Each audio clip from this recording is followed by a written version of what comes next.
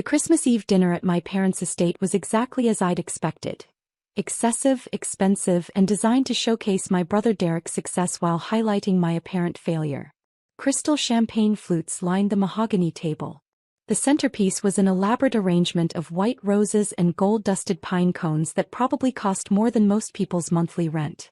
My mother had hired a private chef who was currently plating the third course of our 7-course meal.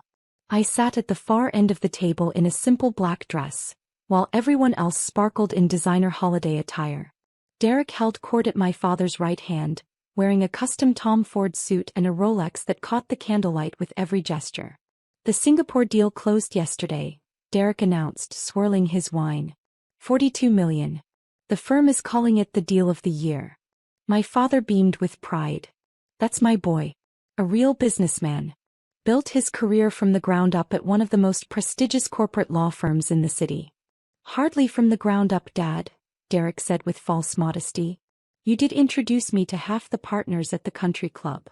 Networking is a skill, my mother said. You capitalized on opportunities. That's what successful people do.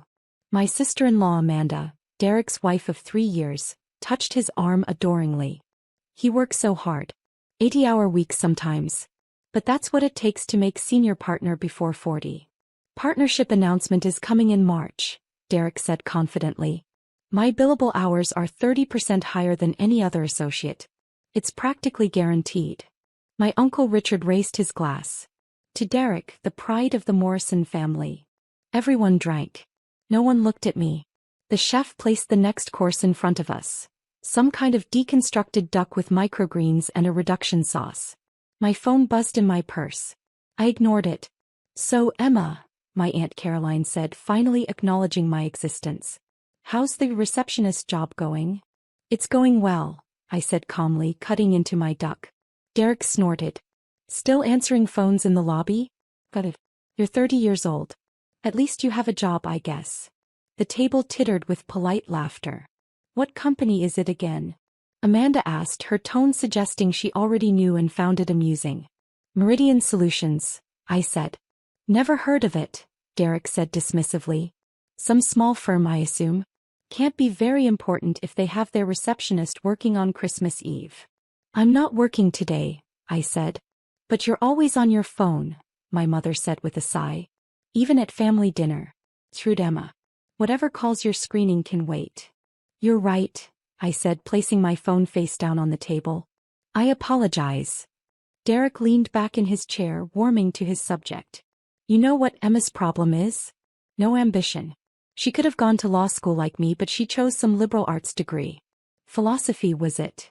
Economics and business administration, I corrected quietly. From Wharton. Same difference, Derek waved his hand. Useless degree.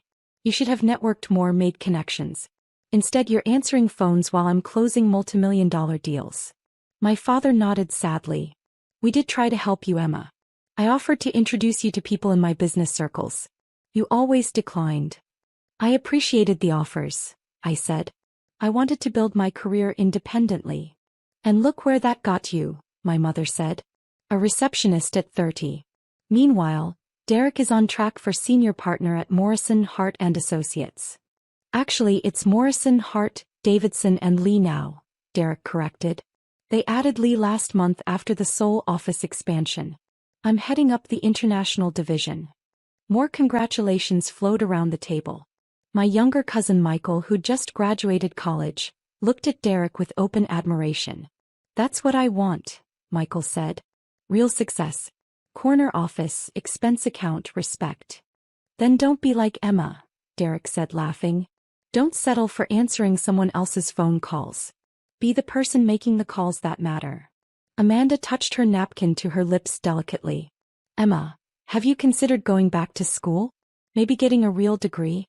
It's not too late to salvage your career. I'm content with my position, I said.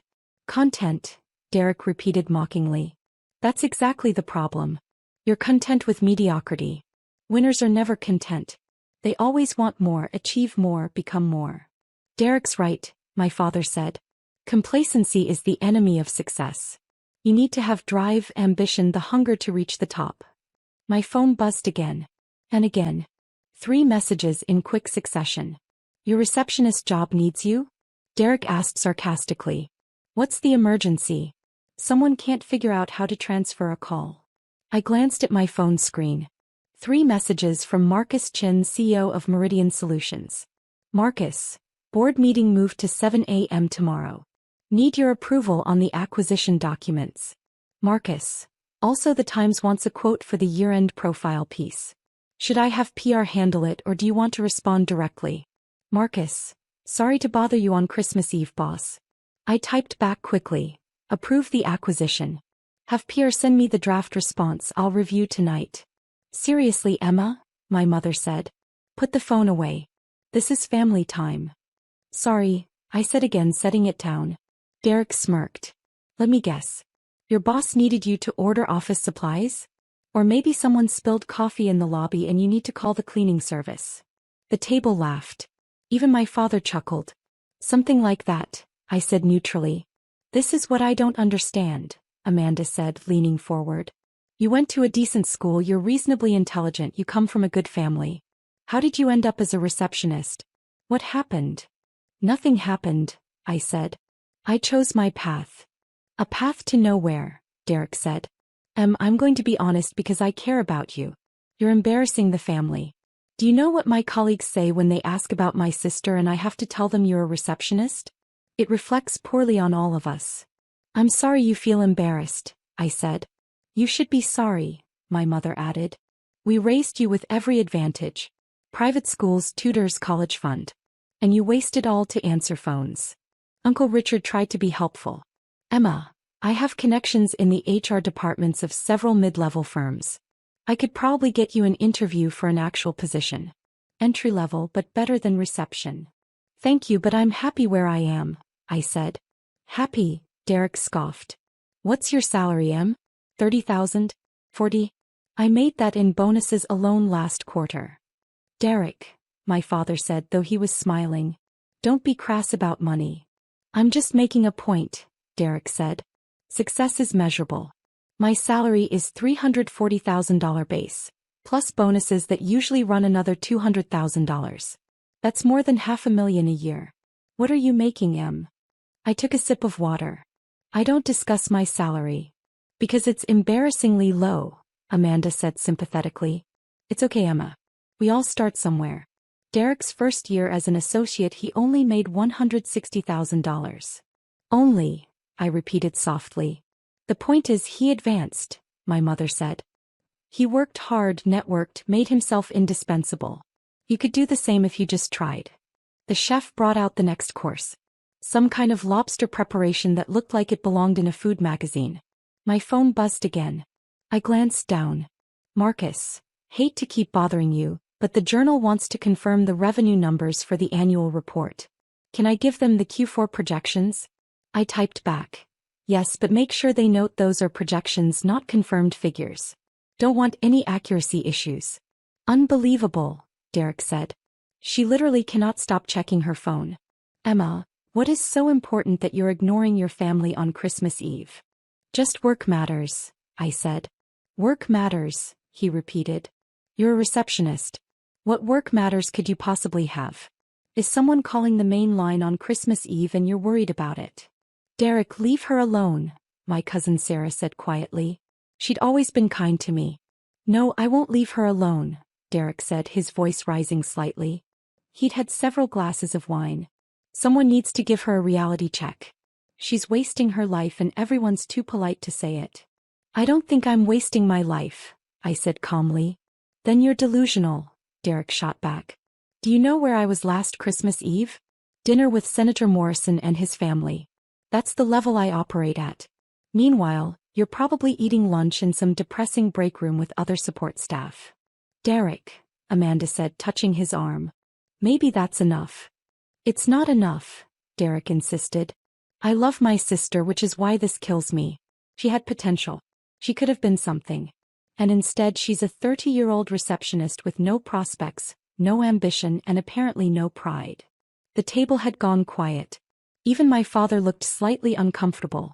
I have plenty of pride, I said softly. Just not in the things you value. What do you value? Derek challenged. Making $40,000 a year? Having zero authority?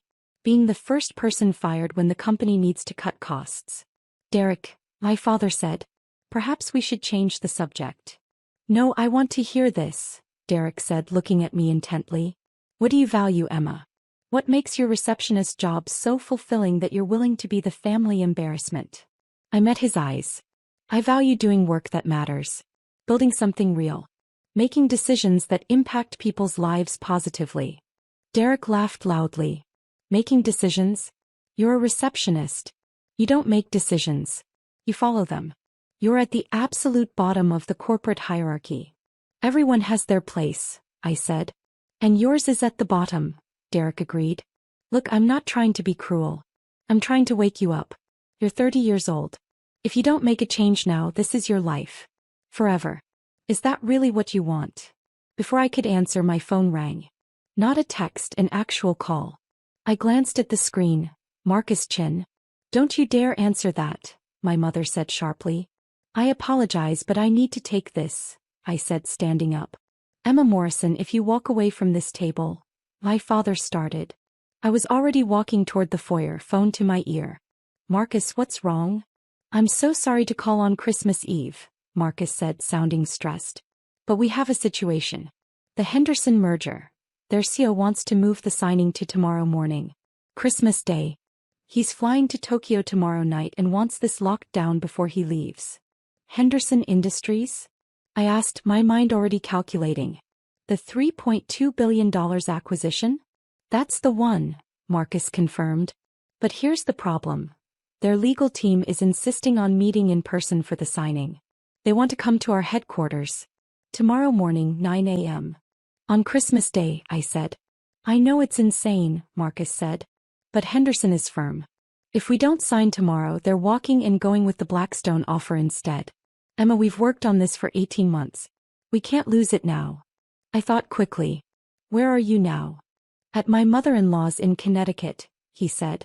I can be back in the city in 2 hours. Who else can we get? Most of the executive team is out of state, Marcus said. Sarah's in Aspen, David's in the Caribbean, Jennifer's in California. I can probably pull together a skeleton crew, but Emma Henderson's people will expect to meet with you. You're the chairman. They'll want your signature on the documents. I'm at my parents' house in Greenwich, I said. I can be at headquarters in 45 minutes. Are you sure? Marcus asked. It's Christmas Eve. Your family will survive without me, I said. Set it up. Call Henderson's CEO and confirm. 9 a.m. tomorrow at our headquarters. You're a lifesaver, Marcus said, relief evident in his voice. I'll coordinate everything. I hung up and returned to the dining room. Everyone was staring at me. Everything all right? Sarah asked. Work emergency, I said, picking up my purse. I need to leave. My mother's face went red. Absolutely not. We're in the middle of Christmas dinner. I'm sorry, but this can't wait, I said. What can't wait? Derek demanded. Did someone forget how to work the phone system? Does the lobby Christmas tree need watering? It's a business matter, I said simply. A business matter, Derek repeated incredulously. You're a receptionist. You don't have business matters. You have phone calls to transfer and visitors to sign in. Nevertheless, I need to go, I said. My father stood up. Emma, sit down. Whatever this is, it can wait until after the holidays. It really can't, I said. This is ridiculous, my mother said. You're being incredibly disrespectful. We planned this dinner for weeks. And I appreciate it, I said. But I have responsibilities. Derek laughed harshly. Responsibilities? You're a receptionist. Your responsibility is to sit at a desk and smile. It's not like you're closing a major deal or managing a crisis. Your support staff, Emma. Replaceable, forgettable support staff. Derek, Sarah said sharply. That's enough. It's not enough, Derek insisted. She's walking out on Christmas dinner for a job that doesn't matter.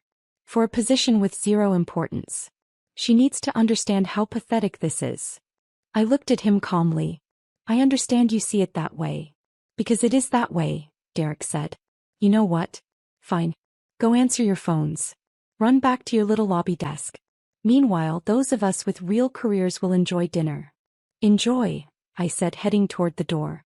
My mother called after me, if you leave now, Emma, don't bother coming to New Year's. We're done accommodating your nonsense. I paused at the doorway. I understand. Merry Christmas, everyone. I walked out to my car, a modest Honda Civic that Derek had mocked when I arrived.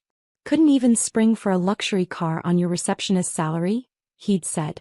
The truth was I owned 6 cars. The Civic for low-profile situations, a Tesla Model S for regular use, a Range Rover for winter, a Porsche 911 for fun, and 2 vintage cars in climate-controlled storage. But Derek didn't need to know that. I drove toward the city, calling my assistant on the way. Jennifer, I said when she answered. Sorry to interrupt your holiday. No problem, Ms. Morrison, she said. She was my executive assistant, one of the few people who knew exactly who I was. What do you need? Henderson merger is happening tomorrow morning, 9 a.m. at headquarters. I need you to activate the building, get security in place, prep the main conference room, and coordinate catering for approximately 20 people. On Christmas Day, she said. Challenge accepted. Anything else? Make sure the signing documents are ready and the legal team has reviewed every clause. This needs to be flawless. Consider it done, Jennifer said. I'll have everything ready by 8:30 a.m. You're amazing, I said.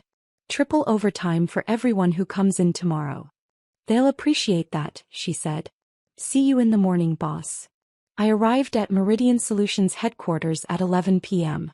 The building was a gleaming 40-story tower in Midtown Manhattan, our company name illuminated at the top. I parked in my reserved spot in the executive garage and took my private elevator to the executive floor. Marcus was already there, looking stressed but determined. Emma, thank God. Henderson's team confirmed for 9 a.m. They're bringing 8 people including their CEO. Good, I said, walking into my office, a corner suite with floor-to-ceiling windows overlooking the city. Where are we on due diligence? We worked through the night, reviewing documents, confirming financial projections, and ensuring every detail of the $3.2 billion acquisition was perfect. By 8 a.m. I'd changed into a fresh suit I kept in my office and was ready. Jennifer had outdone herself. The main conference room was impeccable. Fresh flowers, catered breakfast spread, signing documents perfectly organized, our legal team assembled and briefed. At 8:45 a.m. building security called. Ms. Morrison, Henderson's team is in the lobby. Send them up, I said. The elevator doors opened and 8 people emerged, led by James Henderson himself, CEO of Henderson Industries. He was a silver-haired man in his 60s, known for being difficult but fair. Mr. Henderson, I said, extending my hand. Welcome. Thank you for making time on Christmas Day. Ms. Morrison, he said, shaking firmly. When you're closing a $3.2 billion deal, holidays become suggestions rather than obligations. I smiled. Shall we?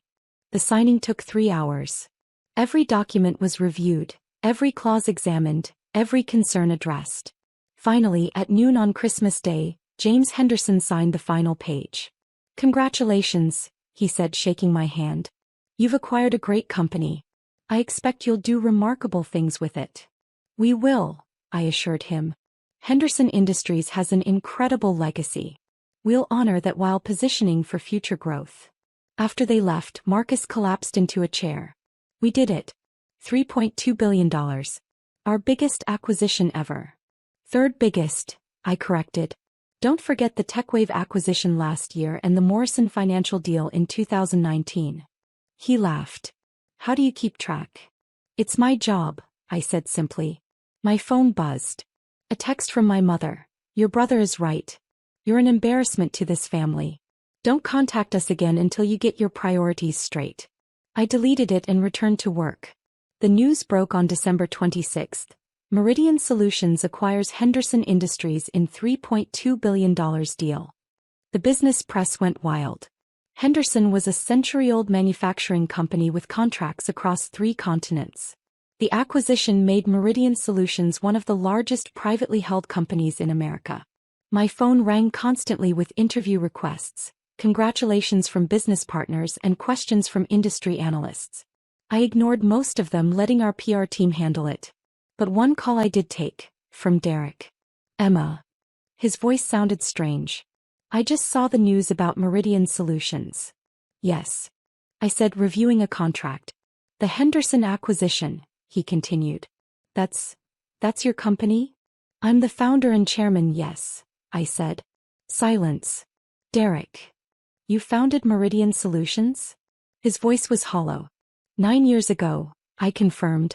Started with $2 million from my inheritance from Grandma Morrison, the one who left you nothing because you insulted her at her birthday party.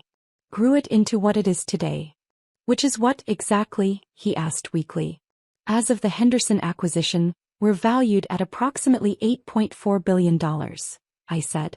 We employ 12,000 people across 15 countries. Annual revenue is about $6.2 billion. We're the third largest privately held company in our sector. More silence. The receptionist thing, Derek finally said. At Christmas dinner. You said you work for Meridian Solutions. I do work for Meridian Solutions, I said. I own it. I founded it. I run it.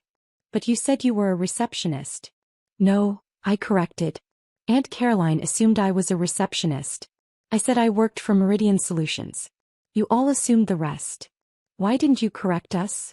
His voice was rising. Would you have believed me? I asked. You were so convinced I was a failure, so certain I was at the bottom. Would telling you I'm a billionaire chairman have changed anything? Or would you have just called me a liar?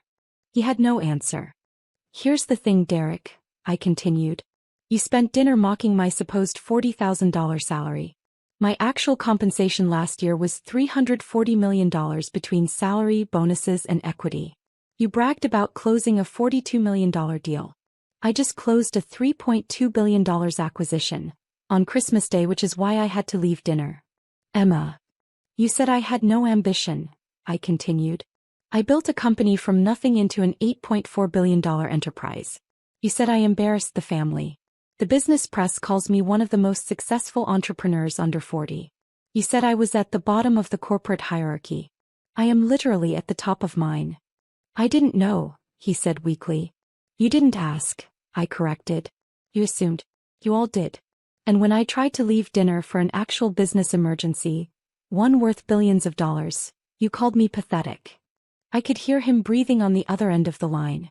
I need to go, I said. I have a company to run. Merry Christmas, Derek. I hung up. Within an hour my phone exploded. Calls and texts from every family member. Mom, Emma, we need to talk. There's been a terrible misunderstanding. Dad, I had no idea about your company. We should discuss this. Amanda, Emma, I'm so sorry about Christmas. Derek told me everything. Can we meet? Uncle Richard, proud of you, kiddo. Always knew you had it in you. I ignored them all except one, from Sarah. I knew you were more than you let on. Congratulations on the acquisition. Drinks next week. I responded, absolutely. I'll have my assistant coordinate. The interview requests intensified. Forbes wanted a cover story. The Wall Street Journal wanted an exclusive on the Henderson deal. Bloomberg wanted to profile my journey from startup to billion-dollar empire. I selected carefully, agreeing to a few strategic interviews that would position Meridian Solutions for our next phase of growth. The Forbes interview ran in February. The cover showed me in my office, the Manhattan skyline behind me. Emma Morrison, the billionaire you've never heard of. The article detailed everything. How I'd started Meridian Solutions at 21 with my inheritance, how I'd built it through strategic acquisitions and organic growth, how I'd deliberately maintained a low profile to avoid media scrutiny while I built the business. One quote I particularly liked: Morrison operates with a rare combination of ambition and humility. While other tech billionaires seek the spotlight, she's been quietly building one of America's most successful private companies. Her approach is simple. Hire the best people, empower them, and stay focused on long-term value creation rather than short-term publicity. The article also mentioned, almost as an aside, that my younger brother Derek was an associate at a mid-level corporate law firm. The reporter had clearly done their research and noted the irony. My parents called immediately after the Forbes issue hit newsstands. Emma, my mother said, her voice strained. We need to talk about this article. What about it? I asked, reviewing quarterly projections. It makes Derek look bad, she said. Mentioning him like that, comparing his career to yours. It's humiliating for him. I didn't mention Derek, I pointed out. The reporter included that detail on their own. You could have asked them to remove it, my father said. He was on speaker. Why would I do that? I asked. Because he's your brother, my mother said. Because family protects family. I set down my pen. Did Derek protect me at Christmas dinner? When he called me an embarrassment. When he said I was pathetic. When he mocked my supposed receptionist job in front of the entire family. Silence. Did you protect me? I continued. When you told me I was wasting my life. When you said I reflected poorly on the family. When you uninvited me to New Year's because I left dinner for a $3.2 billion business deal. We didn't know, my father said weakly. You didn't ask, I corrected, the same words I'd said to Derek. You assumed. You judged. You mocked. And you never once considered that maybe, just maybe, you didn't have the full picture. Emma, please, my mother said. We're your family. We made mistakes, but we love you. Do you? I asked quietly. Or do you love what I've accomplished? Would you be calling if Forbes hadn't put me on their cover? If I really were a receptionist making $40,000 a year, would you want to talk to me now? Neither answered. I need to go, I said.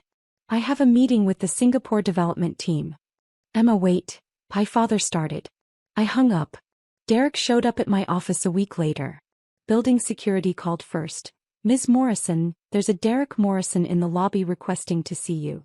Does he have an appointment? I asked. No, ma'am. He says he's your brother. I considered. Send him up. He arrived looking diminished somehow. The confident swagger from Christmas dinner was gone.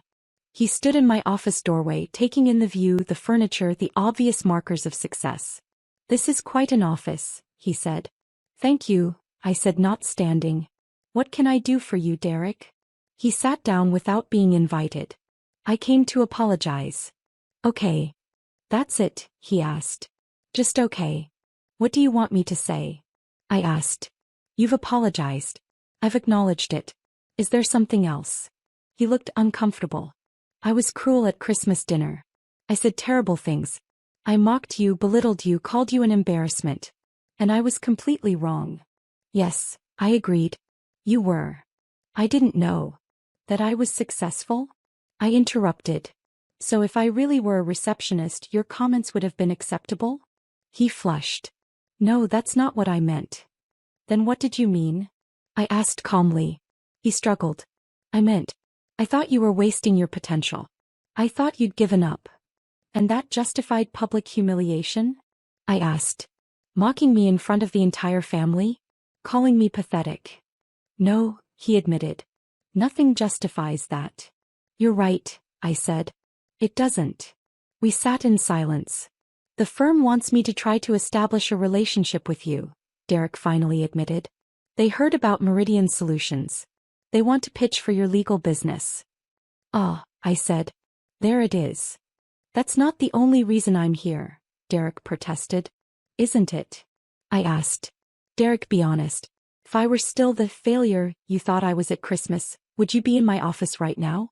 Or would you still be telling people about your embarrassing sister who never amounted to anything?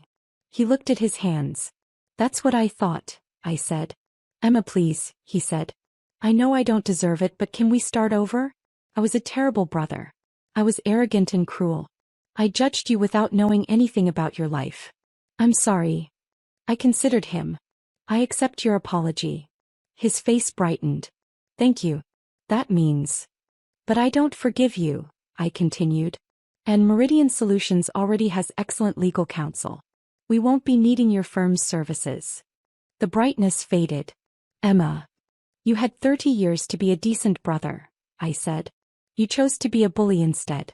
You don't get to undo that because it's now convenient for your career. It's not about my career, he insisted. Isn't it? I asked. You just admitted your firm sent you here. You want something from me, Derek.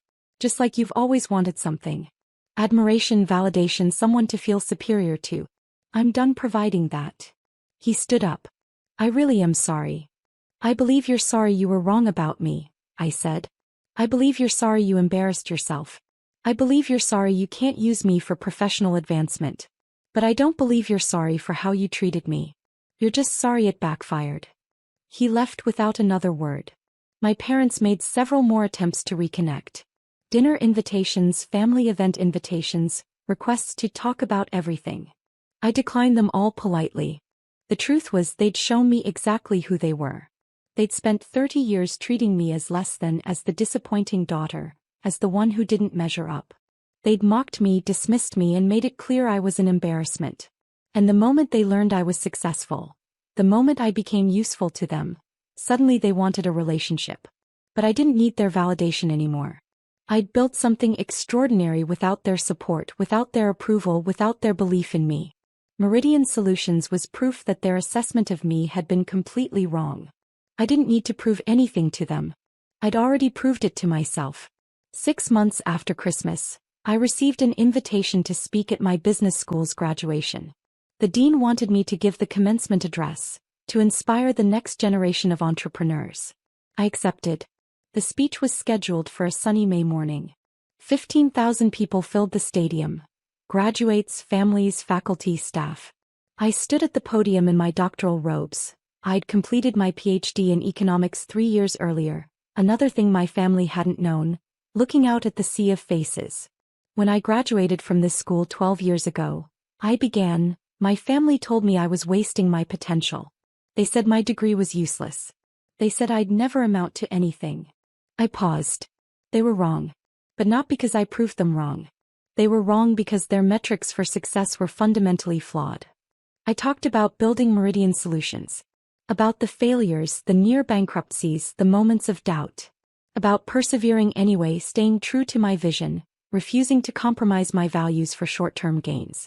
Success isn't about impressing people who never believed in you, I said. It's not about proving your worth to those who dismissed you.